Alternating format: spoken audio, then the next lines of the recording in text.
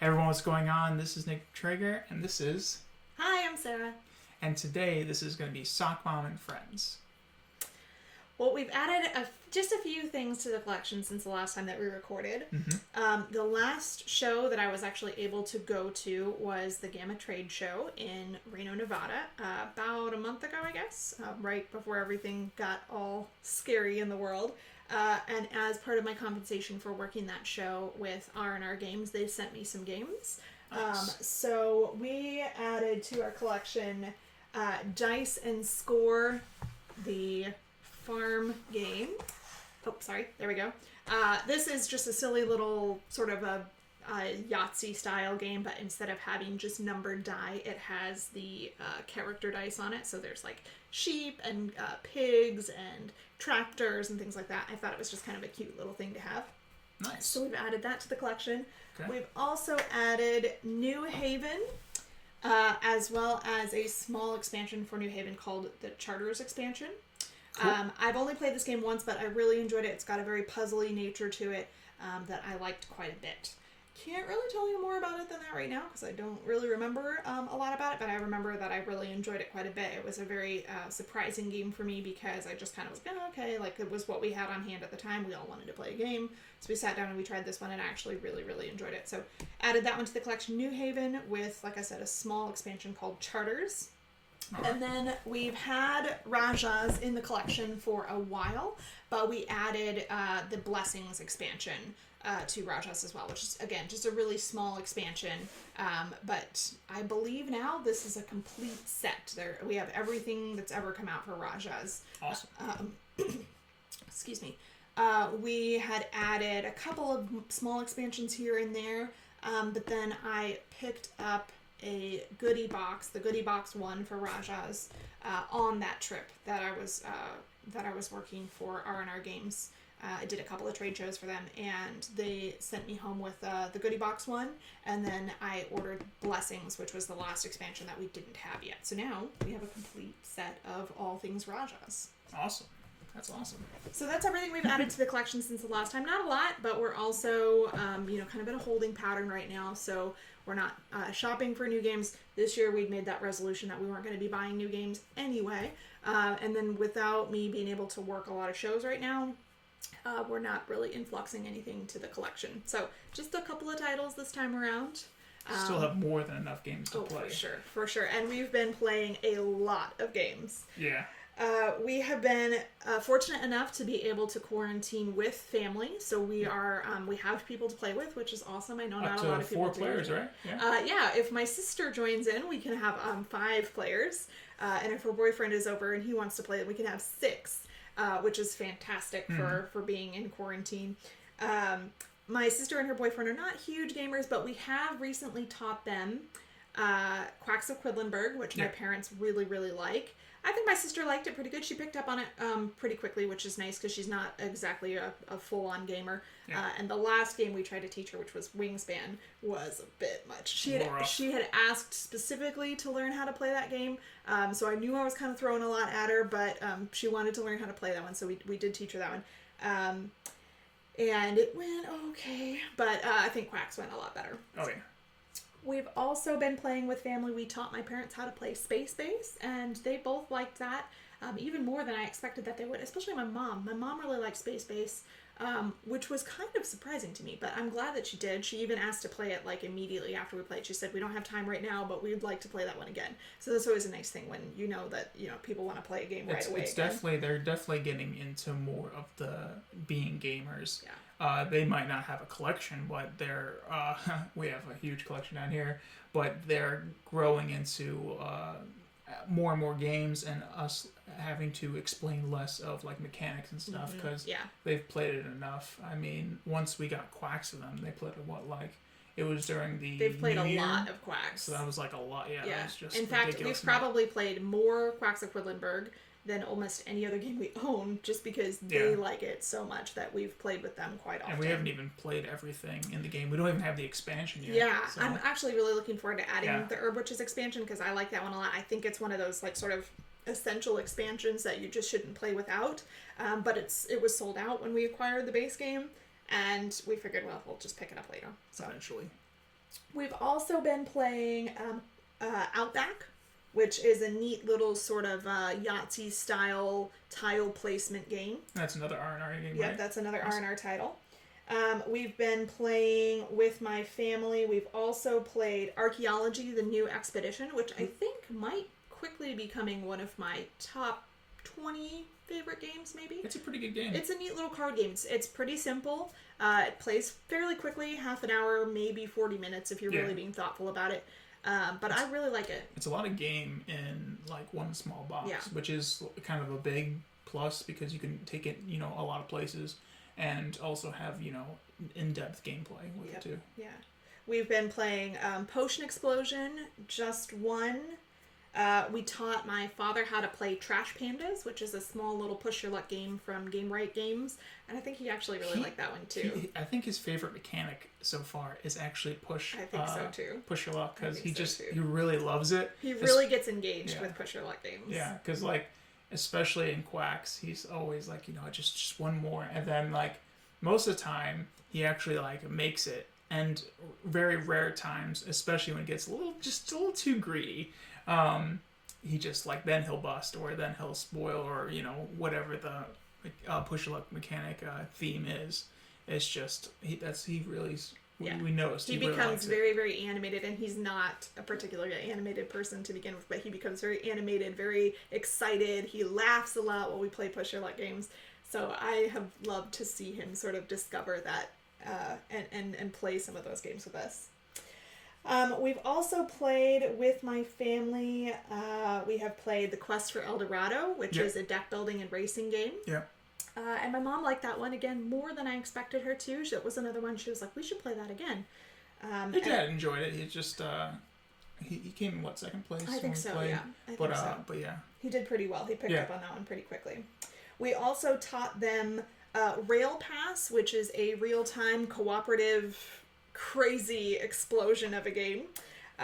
They were not particularly fond of that one, but I always think it's fun just to try that one. I think it's just a fun experience. I think it's good with 2 players. I think once you get to more, you really have to know your gaming group, or it's just I think it's a really hard game going at 4 players. Yeah, it's already hard enough to kind of where the trains go, to know where the trains go, but I think it's best at 2 players personally. And then we've also played Think It Up and Sword Crafters with my parents. They really liked Think It Up. I think they did, yeah. Think It Up is, I always describe it as sort of like a deconstructed Scattergories, if you're familiar with that game. But my mom said that she felt that was an inaccurate description. So maybe that's not the best way to describe it. But essentially it's sort of a card game where you have 2 decks of cards. You have a deck of letter cards, so letters from the alphabet. And then you have a deck of 1-word cards, and then challenges. You have a deck of categories. Yep. So it'll be like animals, school subjects, that kind of thing. And what you do is you turn over a category card and you read the category out loud. And then you turn over the letter card. And the first person to shout out something that begins with that letter in that category wins some points. And then there's a few cards that you can use to modify how things are played and that kind of stuff. But that's pretty much it. It's very simple little party game you can play, for as long or as short as you want. Yeah. And it's fun because you can just kind of pull it out. It's only 2 decks of cards. So you just pull it out and you play, for as long as you want to, and then you put it away, and it takes as long or as short as you want it to take. I think the challenge cards were really cool in it because they were like, okay, how many of a certain thing can you get? And you don't know the letter, but you know what it's okay. How many countries can you guess? And everyone's guessing okay, I can do this, that, and you get negative points if you don't make it. But no one knows what the letter is yet, so it could be Z, and you're like, I just bet 6. Yeah. So the challenges, the challenge cards are in the categories deck, and what happens is when you turn over a challenge card, it'll say things like, how many do you think you can do? But you don't know what the letter is going to be at, like Nick was saying. So you're like, how many countries do you think you can name that begin with whatever this letter is going to be? Yeah. And then you kind of okay, well, I think I could probably do 2. And you're like, well, maybe I could do 3. And somebody else is like, I think I can do 5. And then there are other ones where you have to make the word longer than the previous word. So it'll be like, how many, or name a, an item that costs less than $1 And the first word that's shouted out, however many letters are in it, the next person has to do a word that's longer or shorter than that based on the card. So there's lots of different modifiers for that one. And like I said, it's really simple. It's super easy to explain to people. People pick up on it right away because it is a really simple game. But it's a nice one to get people like sort of engaged and like ready for having fun and playing games and that kind of thing. Yeah. And then lastly, we played Sword Crafters with my parents. And I always like that one. It's probably one of my favorite I Split You Choose games. I really like the theme. I think the integration of the theme into the mechanics is really cute and sort of innovative because you're building a three-dimensional sword. I do not have the expanded version, which comes with the sword tips that you can sort of like finish your sword off with. I would love to acquire that at some point. I would also, and these are probably more pie in the sky sort of ideas, but I would also really like to see with Sword Crafters, I would like to see sort of a like a deluxeified version where the pieces are made out of maybe like acrylic or plastic, because right now they're cardboard and you do have to be kind of gentle with them, which is fine, but an acrylic set would not only increase its durability, but I think you could also do some really, really cool creative things if you did an acrylic set. Yeah. Right now, the sword pieces, they're just these like square cardboard bits, and they have a gemstone sort of like drawn onto the piece in the artwork. But I think if you had like actual acrylic ones, you could actually have like three-dimensional swords with like the, you know, like not real gems, but real looking gems that are like are, you know, sticking out from the surface of the pieces. And I think it could really, really look cool.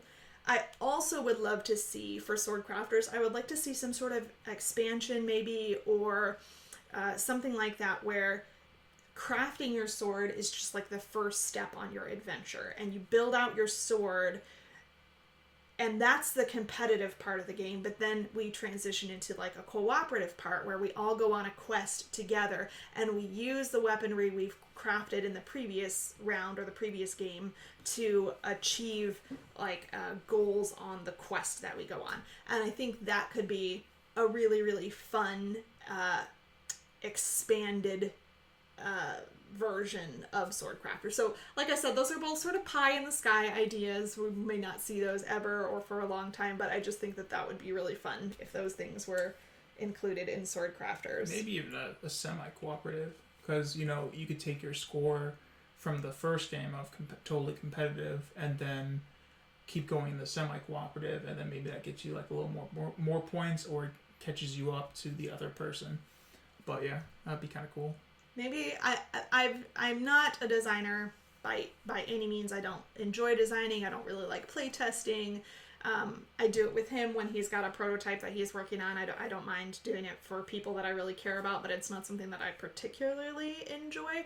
But with that idea, I think that it would be so much fun that I think I might actually be willing to work on sort of like a fan-made expansion or something like that, maybe someday. If the quarantine lasts to the extent that like my house is spotless and like I've done every art project that we have accessible to us and that kind of thing, maybe if I run completely out of stuff to do, maybe I'll work on that. How is quarantine going for you? I hope it's going well. I hope you're being able to stay busy and happy and healthy. And not too stir crazy. I have to admit, I don't know, a couple days ago, I was like, I'm just gonna explode. I had done like everything around the house that I felt like I could do. I had watched TV, I'd read books, I'd played games, and I was just kind of ready to not be in the house anymore.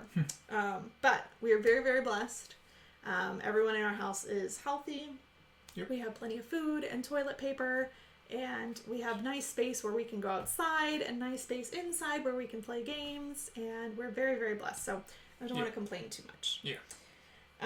Our thoughts and prayers are with everyone who is going through this, whether you're going through it and it seems easy and like it's no big deal, or whether it's the hardest thing you've ever faced. Our thoughts and prayers are with you.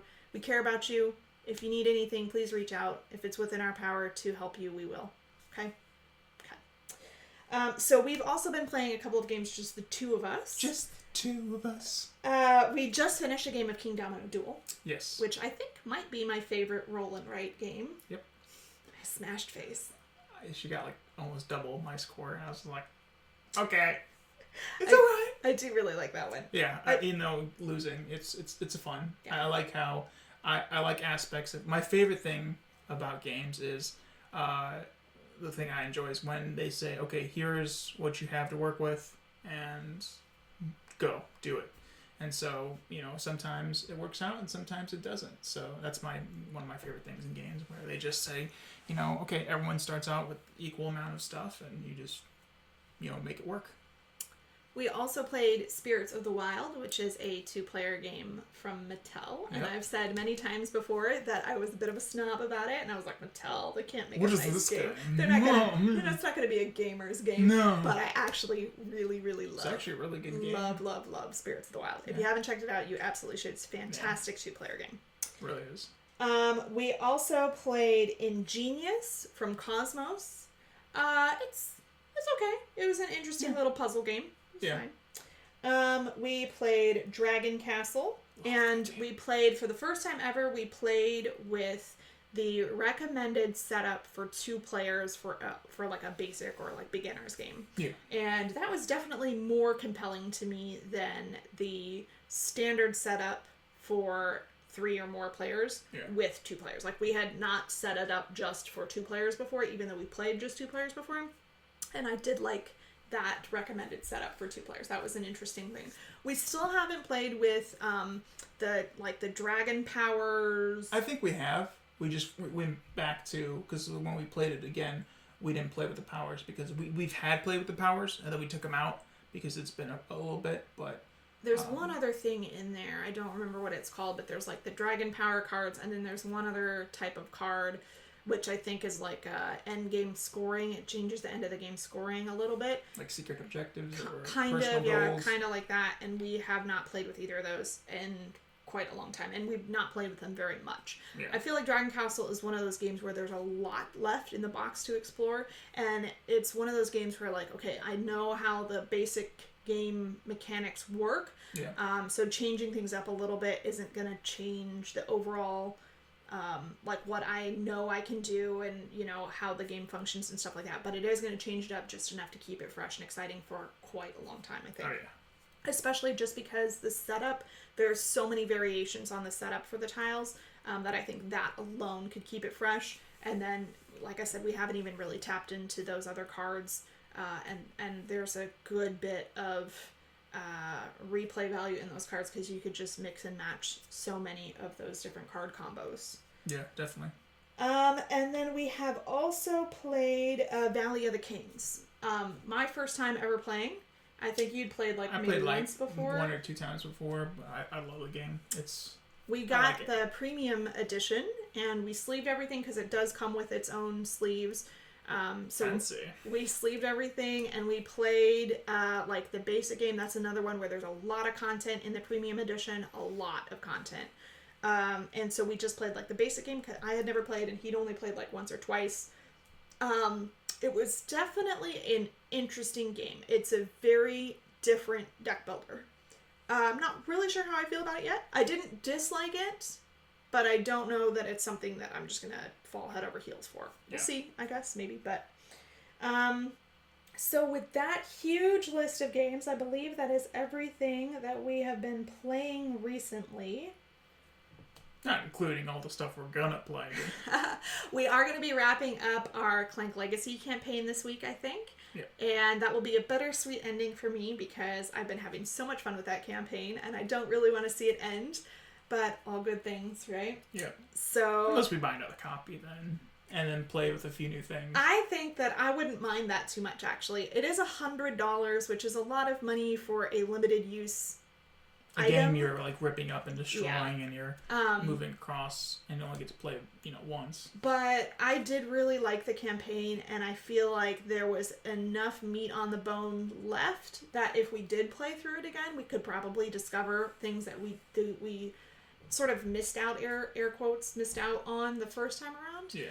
But I also feel like there's a chance that when we're finished with it this time around, that it's going to be a pleasant experience. It will be a complete experience, and I might be willing to just walk away and say, okay, well, that was fun, but we're done with that now. So. Yeah, because we definitely had some instances where we're like, okay, this is nice. This is like a goal that we had to do as competitive, like semi-cooperative, and it was hard for 2 players. It was to a point where we were kind of like, okay, we can't really actually get, this done, and then we got penalized for it because we didn't have enough players going after the goal. I don't think that happened like too often. No, but it did happen once or twice, and it was like painful because it felt like we were being punished for something that was sort of out of our control. We were only playing just the 2 of us, so because we didn't have more players, we couldn't really accomplish the task at hand. Yeah. I think maybe that might be a way to keep it even more fresh playing through, if we were to play through the campaign a second time, if we added a player or 2. That might be interesting because the player count would definitely change our experience with the game. Yeah. We will have a sort of an overview of our campaign, and not quite a review, but we'll tell you, this is what we liked, this is what we did, and we, enjoyed this, or this thing was cool, or that sort of thing. It will not be spoiler free, so if you haven't played through and you're interested in playing through without spoilers, avoid that, but we will have that up sometime in the next month or so, probably. We're going to take the next few days. Nick has the next few days off, so we're going to take the next few days and probably finish up that campaign, and then once we've let it sort of marinate, marinate, then we go back where we'll put up a video with our thoughts and sort of tell you what we think about the campaign.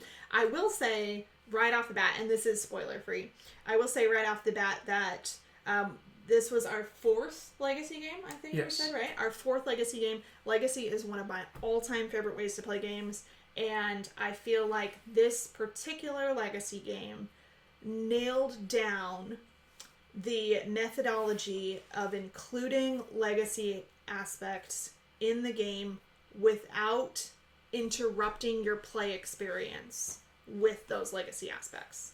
And that's sort of a big sentence to unpack there, but I think they did a really, really good job of saying, hey, here's a Legacy element, but we're not going to disrupt your turn, or we're not going to like throw a weird loop in the game where like, okay, now you have to go back to the box and find this thing, or like do this over here. So I feel like they did a really, really good job of incorporating those Legacy aspects without them being interruptive to the play experience. So I think that was really, really nicely done. Yeah, because we've played Seafall, and Seafall was really bad about that. Yeah. Where we're like towards the end of the game, and then someone unlocks something, and then all of a sudden, like, you're digging through the box looking for something, and you're like putting stickers on things, and you're just like totally interrupting new tokens, the like and it's play just like, itself. oh my gosh, okay. And it was cool, but it did like remove you from that immersive experience. You're like, we're in the game, we're like these pirates, and we're sailing around, and then it was like, okay, stop, back up, do a bunch of admin. Okay, now go back in. So it was very disruptive to the like the immersive experience. Definitely. All right.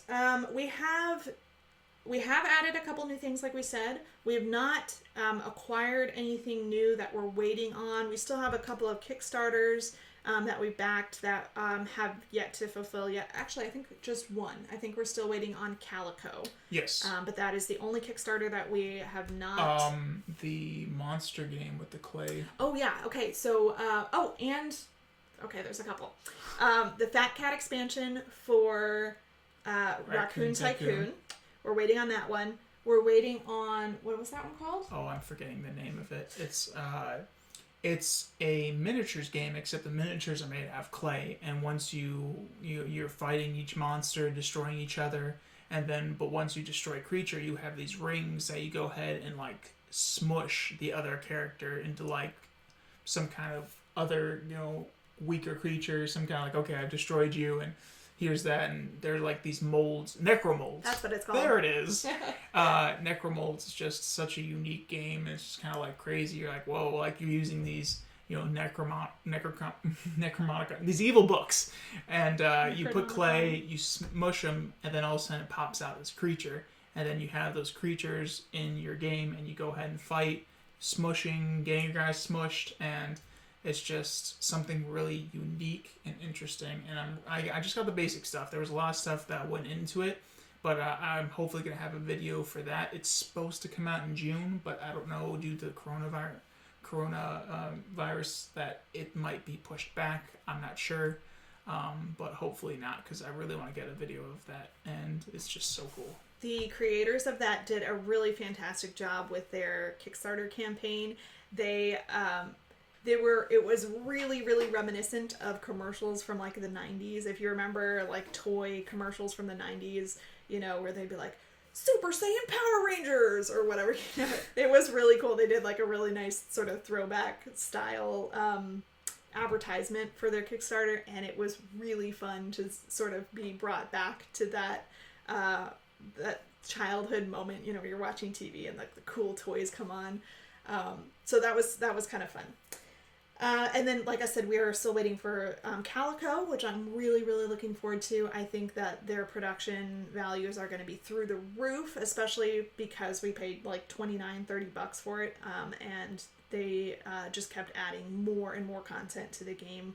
And it was really nice because it was an all-in pledge, so it doesn't matter what they unlocked. If you pledged for the game itself, then you got all the add-ons and stretch goals and stuff like that. So really excited about that. And then we backed over a year ago, we backed a Kickstarter called Promo Paradise, which was a collection of promos for a bunch of different games. And we finally received that just earlier this month. To be honest with you, that campaign was pretty frustrating / disappointing. It was by far the worst Kickstarter experience I've had yet. And we don't back a ton of Kickstarters, but it was really, really disappointing and kind of frustrating, and it is what it is. But they received over $90,000 from over 2,000 backers, and I just felt like their campaign was horribly mismanaged, and it was they had a pretty extreme lack of decent communication. They went over deadline by months, and because of the lack of communication, that felt like we had just thrown money into a black hole. When we received the project, what we actually got was pretty disappointing. Yeah, it was stuff promos we've already gotten, promos and it was all just kind of, it wasn't even packaged nicely. It was just kind of like and I mean, our package experience was better than some people. Some people just said they had like a handwritten envelope, and they were like, well, that is what we got. Well, yeah, so. But some people I think got it maybe a little worse. But I mean, we just had a clump of promos that were old. I think if we had, it was $50 that we pledged to get all of the promos that were included in the campaign. And I think if we had like walked into a game store and dropped $50 and that's what we got, or if we had more decent experience throughout the campaign, then I would probably say like it was worth it. What the promos that we got were worth $50. But because the campaign was so poorly run, and because there were so many disappointing or frustrating points in the campaign, I really felt like if I would have known that up front, I absolutely would not have spent any money on it. And $50 isn't a ton of money, but it's $50, right? Yeah, that gets you. That's a game right there. Yeah. So that campaign was really, really disappointing.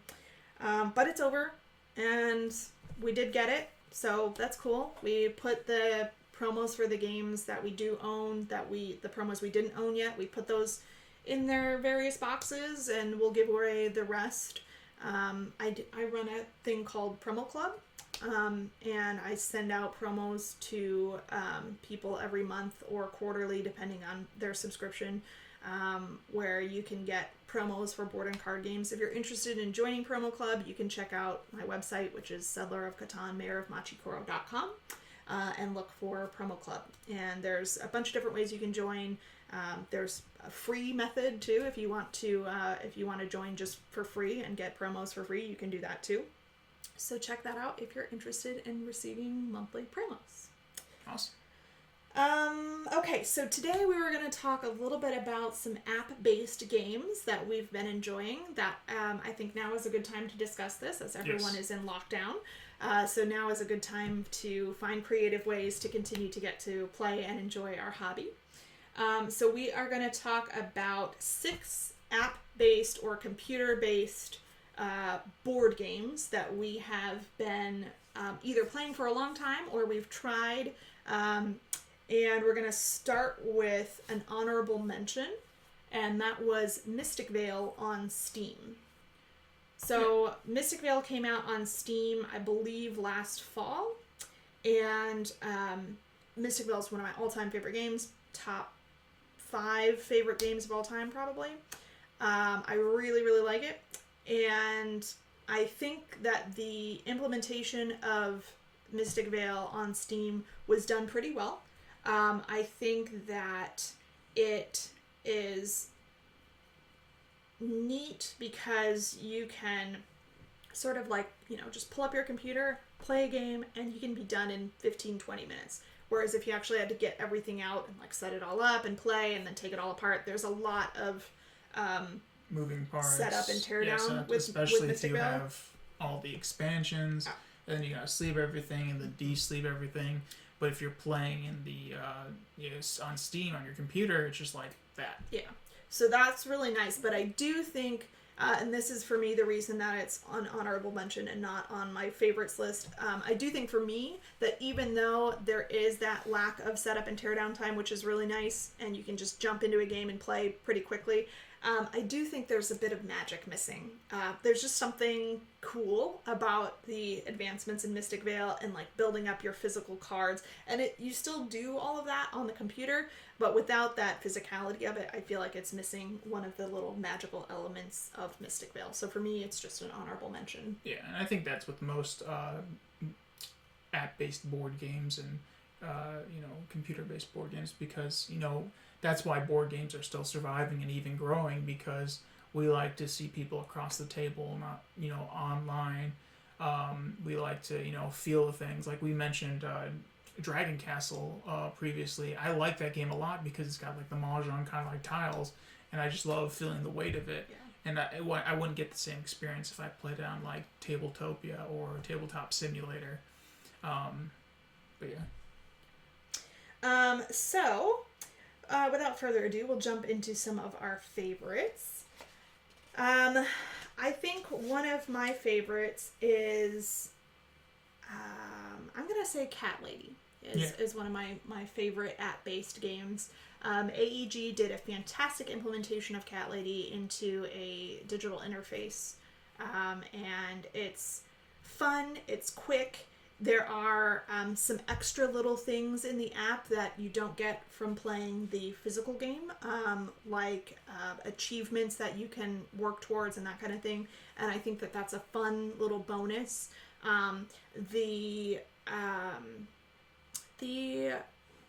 pass and play mode, where you can, like, I can play and then pass the phone to Nick and then he can play, that works really well. The single player against multiple AIs works really well. The game is cute, it's fun, it's functional.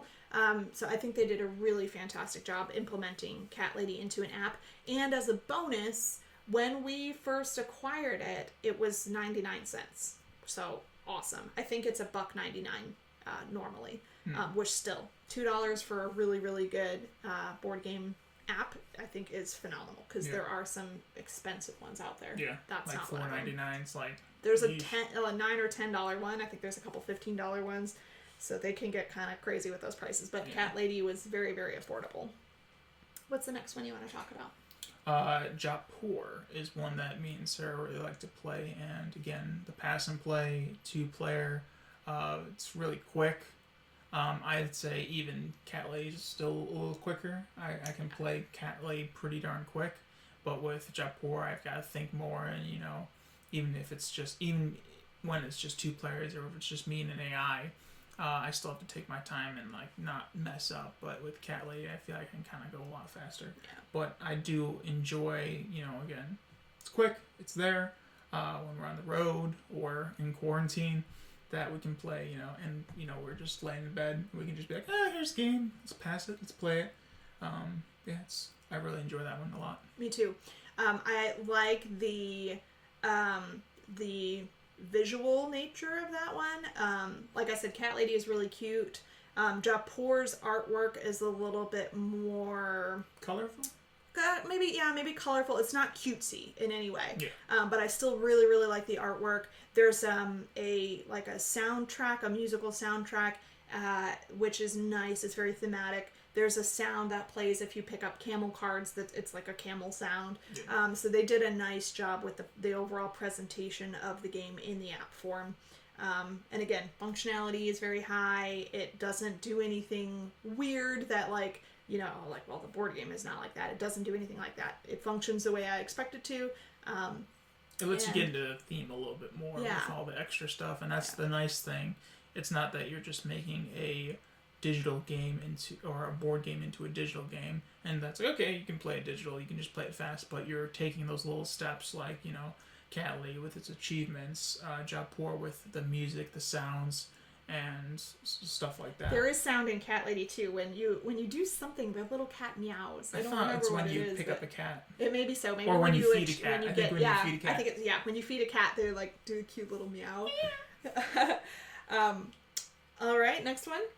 The next one is Onatama. Mm-hmm. So Onatama is another 2-player, and we were talking earlier about the tactile nature of games, and I think that this is one of those ones where it does lose a little bit of the shine, because Onatama is a very tactile game. It's got a nice mouse pad, play mat, which is just standard in the game. It comes with these cool figures that you move around on the board. We have some upgraded cards, so our cards have gold leaf on them, which is really, really beautiful. So for me, it does lose a little bit of table presence going over to the app form, but it doesn't lose any of its functionality. It doesn't lose any of its thinky, puzzly nature. And I think they did a good job with that one too. Yeah, and they had a couple reskins of wizards, and then technology like cyber spiders or something like that. I didn't even know that. And that's okay. It's just kind of a fun little extra. It's fun little extra. I mean, you gotta pay for it, so it's kind of like, I'd rather just play the base and the standard. All right, and then the last one we're going to talk about will be, we have one that was disappointing we'll mention at the end, but the last one we'll talk about that we have enjoyed is... Tokaido, that's right. So Tokaido is a game where you are moving along this path, and you're on a vacation in Japan, and you're trying to have the best vacation you can by making friends, by visiting different locations like hot springs or temples, by eating good food and doing souvenir shopping.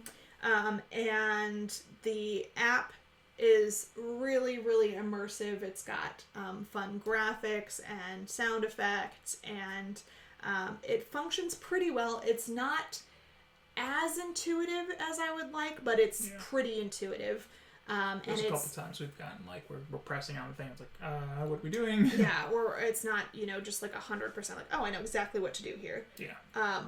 But it looks really good. It you get the same sort of experience as you would if you pulled out the game and actually played it.